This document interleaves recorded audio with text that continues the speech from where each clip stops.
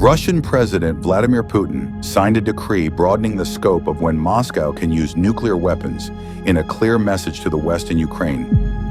The move comes on the 1,000th day of Russia's offensive on Ukraine, and after the United States gave Kyiv permission to use long-range missiles to strike military targets inside Russia. Breaking news out of the war in Ukraine, Fox News can confirm that Ukrainian forces have struck Russia using long-range U.S.-made missiles. President Biden approved their use just days ago. Now, Russian President Vladimir Putin is approving a revised nuclear doctrine that lowers the threshold for a nuclear response. The new doctrine outlines that Russia will consider using nuclear weapons against a non-nuclear state if they are supported by nuclear powers.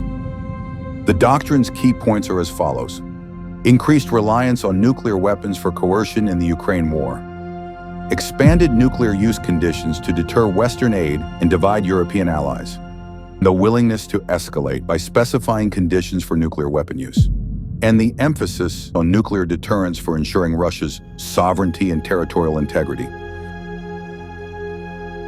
The new doctrine also allows Moscow to unleash a nuclear response in the event of a massive air attack, even if the attack is from conventional weapons. The Russian president has issued a string of nuclear threats throughout its 3-year invasion of Ukraine, triggering major concerns in the West. Intelligence assessments have noted, while Vladimir Putin often threatens to use nuclear weapons, Moscow is unlikely to take such a step because it does not provide a clear military benefit.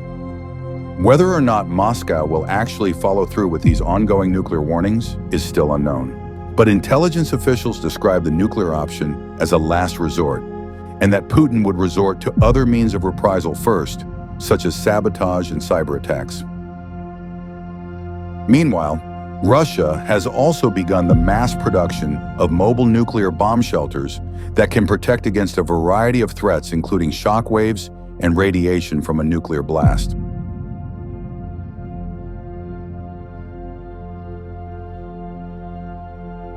Russian officials did not share a reason for the latest safety measures. However, the announcement comes mere days after U.S. President Joe Biden agreed to allow Ukraine to fire long-range missiles into Russia, ramping up concerns about a potential World War III. The plan to strengthen Ukraine is the Victory Plan, which I presented to our partners. One of its key points is long-range capabilities for our army. Today, there's a lot of talk in the media about us receiving permission for respective actions. But strikes are not carried out with words. Such things are not announced. Missiles will speak for themselves. They certainly will.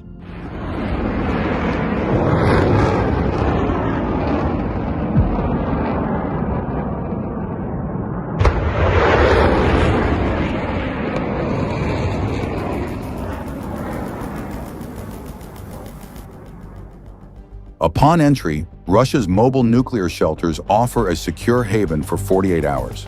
They are outfitted with life-sustaining systems such as air filtration and regeneration, an emergency water supply, waste management, and heating. Despite these features, they are believed to be inferior to Putin's personal bunkers, which reportedly resemble an underground metropolis where he could reside for years with his family and top officials. This bunker is situated roughly 725 miles east of Moscow in the capital of the Bashkortostan Republic.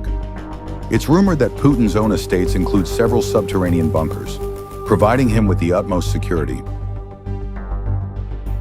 As the war with Ukraine enters a new round of escalation, Vladimir Putin's whereabouts and activities appear to be known only to his security and a tiny circle of close colleagues.